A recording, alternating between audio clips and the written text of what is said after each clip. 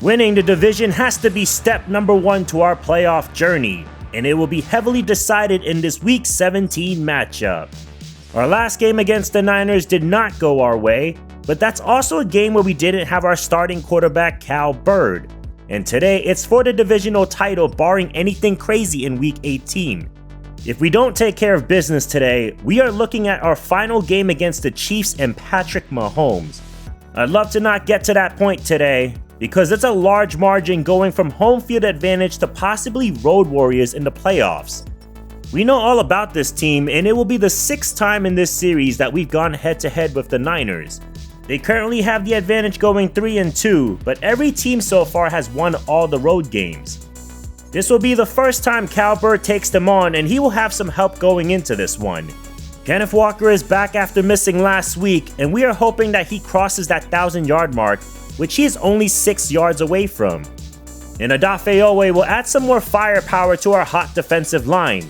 We certainly need that pass rush to come into play going against this offense. But Byron Murphy is coming off his best game of the season against the Broncos last week. He was off to a slow start and has dealt with some injuries each year, but he also seems to be a late bloomer towards the back half of each season. And I'm hoping there's more of this in the final parts of the season and playoffs, especially when we need to decide on his future with us. We will not have Zach Ballard today, and we will lose out on Taylor Moton as well, who struggled against the Niners last time. It's going to be an opportunity for the 7th round rookie Malcolm McCullough again, and we can't afford to let the pressure get to him or this offense today.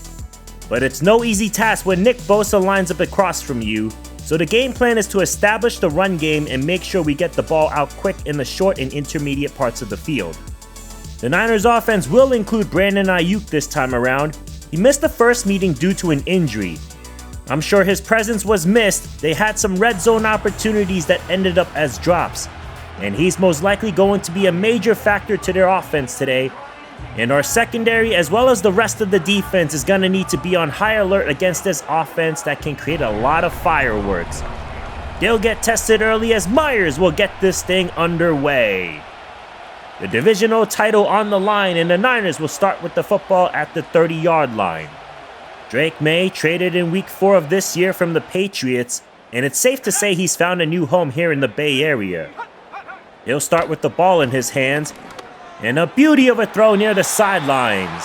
That is completed to Ricky Pearsall for the early conversion. Now the first carry is to Guerendo, and he's upended for 5 more yards. This offense will use all their resources in multiple ways, and they still have McCaffrey who can pound the rock and make this 3rd and a yard. They'll go with 2 tight ends on this snap, and May is going to find one of the 2 open over the middle. That's Devin Cody. The second year out of Stanford was the one who caught the game-winning touchdown to seal their win last time. As May threads the needle with that pass, and it's Brandon Ayuk with his first catch of the day. I would imagine that they are going to spread the ball around a bunch with their personnel. And now it's Debo on the screen. He gives them another 6. This scheme they run is similar to ours. Ball will come out very quickly and heavily relying on the run, like they do here as McCaffrey moves the chains. 2nd and goal, and they have used half of the quarter already on this drive, as McCaffrey's run is shut down by Ivan Pace. He's going to be an interesting topic in the offseason, as Oweh jumps in his first game back, and the refs get involved for the first time today. Back to Pace, the strength to his game is knowing how to read the backfield very well and finish off the plays, just like that as he makes the goal line stand. There's a lot of question marks about his coverage skills, but he's the reason the Niners only held to this field goal by Cade York to open up the game. Cal Bird's first game against the Niners, and it's a handoff to Walker up the gut, and he's going to be a yard shy of 1,000, but jarring scenes here because Walker is favoring his left side, and we'll need to go without him for the rest of this game. More committee in the backfield again, as Bird throws for Beverly, and it's intercepted. Niners are going to go up by 2 scores early as this one will go back for a pick 6. It's Garrison Nash, the second-year safety out of Auburn. But Bird just lacked a bit of patience. He wanted the easy way out to pick up a first down, but obviously he never saw Nash there as the route was progressing. That is now his 8th pick on the season and first one thrown since week 9. He'll try to redeem himself on this drive, starting with a fake, toss back to Nix, and he dropped it. What else is new with this offense?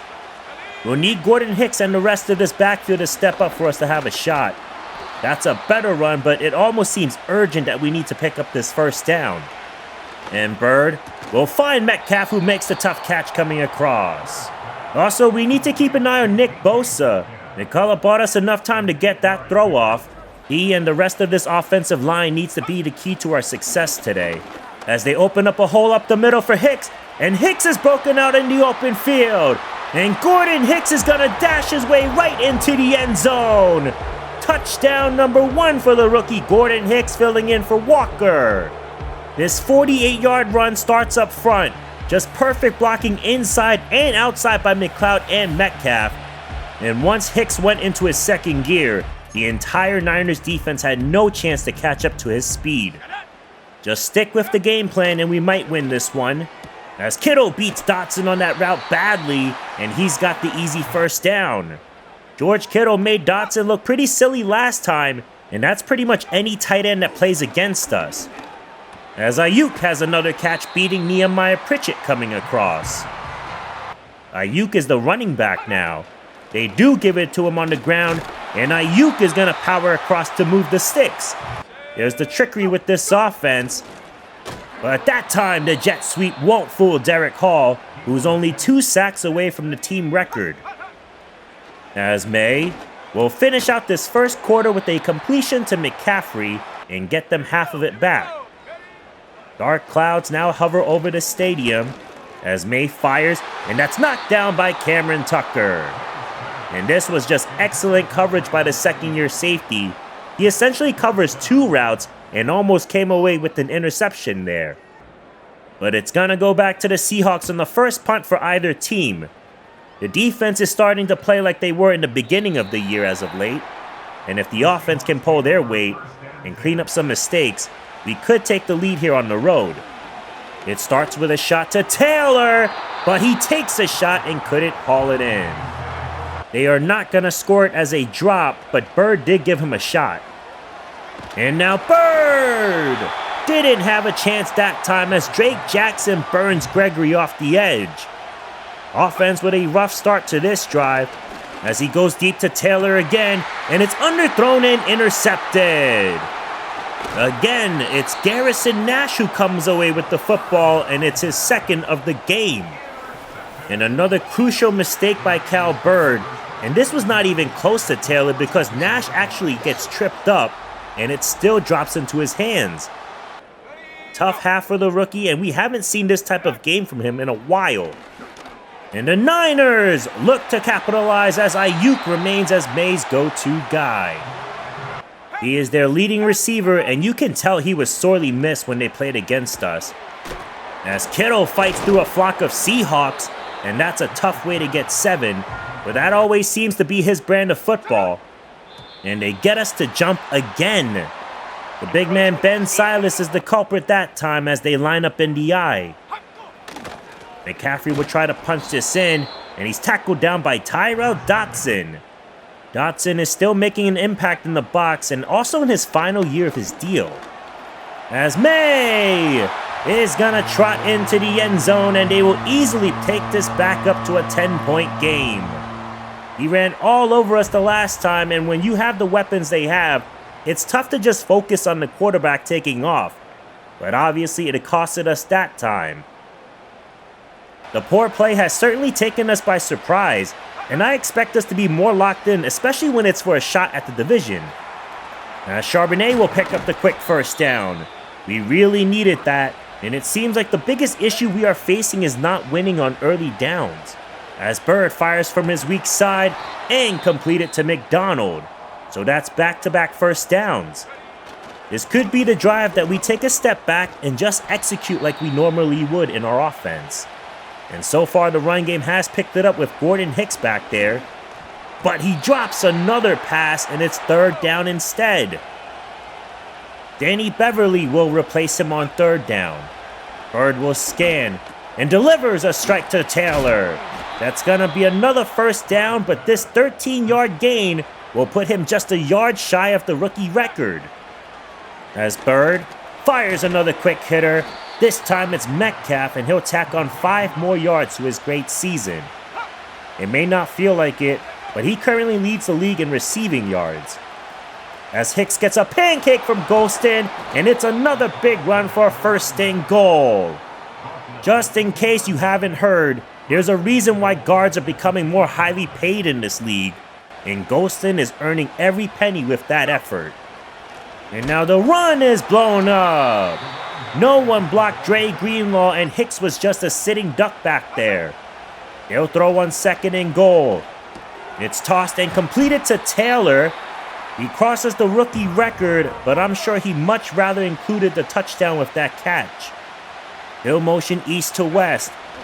A little RPO run, and Hicks didn't break the plane. 2 words, Fred Warner, and the offense will stay on. Gotta have it on 4th down. End zone, and it's through the hands of McDonald. Fred Warner disrupts his concentration on this play, but this has to be secured for 6. Instead, drops continue to haunt our offense. As McCaffrey will run it here and give the Niners more breathing room for 3rd down. Fullback is lined up on the play, but it's a toss outside the numbers, and Ayuk has it, and the defense fails to get off the field. Best case scenario is leaving the first half with the score staying as is, but the Niners are not going to let up that easy. They're going to try and stretch the field. As McCaffrey is out in motion again, May will heave it outside and complete it to Pearsall. Kendrick Duhan is rarely beat, but he had outside leverage on that route. 4-man rush. May will climb and launch it downfield. It is caught by Ayuk. He breaks away, and he's gonna make a house call to the end zone. Touchdown, Niners. Busted coverage by Seattle. There were 2 guys open deep, but May hits the seam route with no safety help for Pritchett, and the Niners have taken a commanding lead going into the locker room. 24-7 score, 2 huge turnovers, 3 drops, and our superstar running back knocked out on the first play. I would say that's a tough way to find success, and cleaning stuff up would be an understatement. But if you don't mind, please subscribe and like the video to help the channel out, and we'll see if we can climb out of this deep hole we have dug ourselves in. But the bright spot may be that we get to start the second half with the football. It starts with Taylor coming across for a sweep. He gets by Bosa, but it's enough to slow down his momentum and for the Niners to collide all over him. So they'll try again on 2nd down. And the screen took too long to develop, so the drive starts with 1 yard and then none after that for 3rd and long. And more pressure! That time they sent the nickel blitz, and this guy Garrison Nash should have been picked up by Steen, but that's another big hit to our signal caller. Nash is having his breakout game at the worst moment for us, as McCaffrey's gonna have another catch on the outside. Just an absolute stinger. He's gonna motion out of the backfield. Always scary when he does that. As May takes the top off the defense, and he connects with Pearsall, who beats Duhan again. KD3 is usually athletic enough to keep up with guys, but Ricky is putting him in a blender today. As McCaffrey goes up the middle, absorbs a huge hit from Tucker, and he's gonna feel that because it's gonna knock him out of this game. So Guerrero will finish this off as he motions out, and May's gonna find a wide open Kittle, and that was just too easy. I'm not sure why tight ends are having their way with us. Our linebackers and safeties do have good speed, but it's never enough to keep up with them. Ivan Pace, however, has been excellent against the run in this one. May now trying to buy time with his legs, and he's chased down for the sack by Byron Murphy. That's 3 in 2 games, and this is why it's important he remains healthy. And more pressure attacks off the edge. It's Derek Hall, tying the team record with authority. And this power move will get his sack total to 16, just half a sack from Michael Sinclair for the most in a season, and more importantly, keeping this to a 3-score game. As Charbonnet will explode through the hole, and he's got the immediate first down. Our offense is definitely capable of mounting a comeback, but oh no! Intercepted for the 3rd time today. This time it's by Talanoa Hufanga. That crossing route was working well against the Broncos, but if Bird had his eyes downfield, Metcalf would have been open on the intermediate route. But this will turn out to be the rookie's second 3-interception game. It's just a tough day in the office, and the defense will have a chance to get off the field again. As May sets and fires, and he's got Pierce all over the middle, and Pritchett can't bring him down, and they're going to keep the drive alive. This feels like a perfect example of whether our team decided to come out and play today.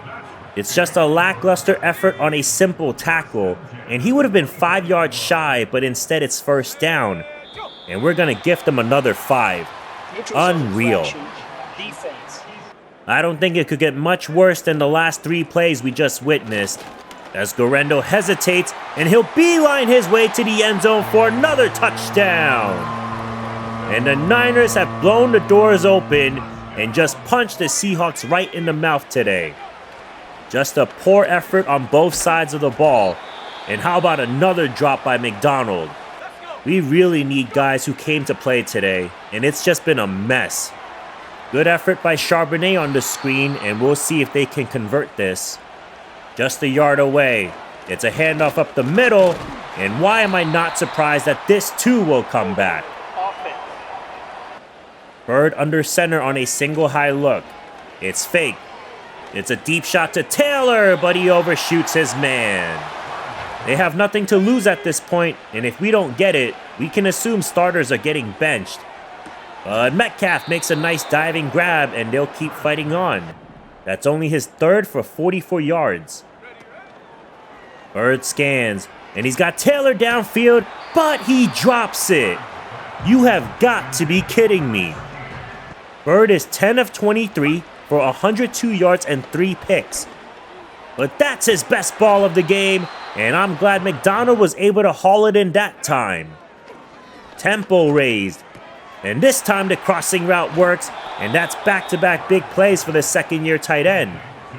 It's been a rough game, but points would boost our confidence. And Bosa destroys Bird in the backfield. We've contained him all game, but he poked through that time to make this harder. Bird steps up and right into another sack. Andrew Proctor, the second-year D tackle, will push them well outside the red zone. But Bird not fazed and goes deep for the end zone, and it's caught for the touchdown. I mean, for what it's worth, I appreciate the resilience. Even on a tough night, we don't know how that can impact his next game, or even this one if the defense can prevail. And a good job to force 3rd down. They really need this to close the lead, and it's caught right in front of pace. It's Ayuk again. Sometimes it's a good thing for teams to experience this kind of game. It takes us off our high horse and humbles us to look in the mirror on how we can improve for the next game. More importantly, it's evaluating who's still giving all they have and keeping the motor going. This game is essentially over, but they will add on 3 more with the kick by Cade York.